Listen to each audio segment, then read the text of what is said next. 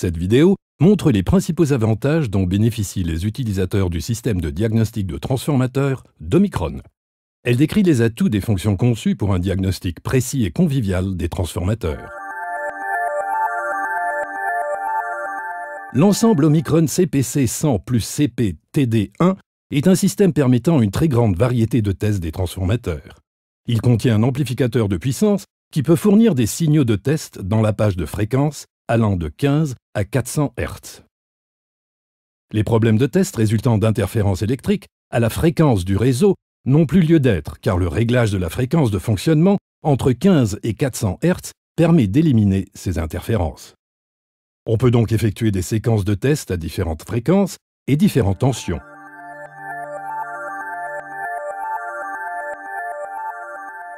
Le TD1 offre des niveaux de précision jusque-là inconnus hors des laboratoires.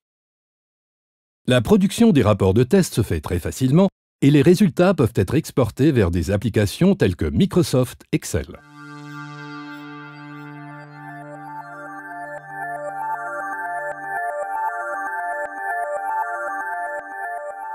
Il existe 3 méthodes de test de base, UST, GST et GST-G. La méthode UST est utilisée lorsque l'équipement à tester n'est pas relié à la Terre. La méthode GST est utilisée lorsque l'équipement à tester est relié en permanence à la Terre et GST-G indique un test d'équipement à la Terre avec garde. Le système Omicron offre les 3 modes de fonctionnement. Les entrées de mesure A et B, associées à une matrice de câblage interne, permettent d'effectuer les mesures suivantes sans qu'il soit nécessaire de modifier le raccordement des cordons de mesure. UST-A, UST-B, UST-A plus B, GST, GST-GA, GST-GB et GST-GA plus B. Étudions un exemple courant. Nous allons mesurer toutes les capacités relatives à l'enroulement haute tension d'un transformateur triphasé. Voici le câblage à réaliser. Commençons par UST-A. Cette mesure donne la capacité entre l'enroulement haute tension et l'enroulement basse tension, CHL. Sans modifier le câblage, passons à UST-B pour mesurer CHT, capacité entre l'enroulement haute tension et l'enroulement tertiaire. Passons à présent à GST-GA plus B pour mesurer CHG, capacité entre l'enroulement haute tension et la cuve. Là aussi, il n'est pas nécessaire de modifier le câblage. Enfin, GST permet de mesurer la somme des capacités pour vérifier que toutes les mesures sont cohérentes.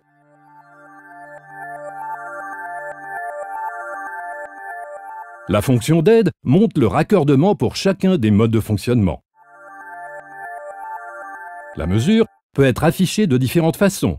Capacité et tangente delta du facteur de dissipation, capacité et cosinus phi du facteur de puissance, puissance active et cosinus PHI, puissance réactive et cosinus PHI, impédance complexe CP et RP, ou bien LS et RS.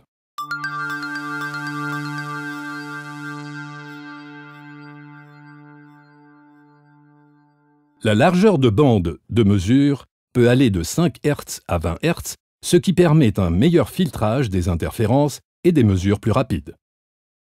Pour l'évaluation des mesures, on peut définir des valeurs limites de variation de capacité et de facteurs de puissance ou facteurs de dissipation. Ces valeurs limites reposent sur des valeurs de référence fournies par le constructeur et correspondant à un matériel neuf. En cas de dépassement de l'une des valeurs limites, la mesure est décrétée non valide. Si l'on dispose d'un condensateur de référence très précis, on peut l'utiliser pour l'étalonnage de l'appareil. Normalement, le facteur de dissipation ou facteur de puissance affiché correspond à une température de 20 degrés Celsius. Comme il n'est pas toujours possible d'effectuer la mesure à cette température, des coefficients correcteurs pour différents types d'isolants sont mémorisés dans l'appareil. Si on saisit la température de l'huile et celle de l'air ambiant, l'appareil détermine automatiquement le coefficient correcteur applicable. Différents matériaux isolants peuvent être choisis notamment le papier imprégné de résine, le papier enduit de résine et le papier imprégné d'huile.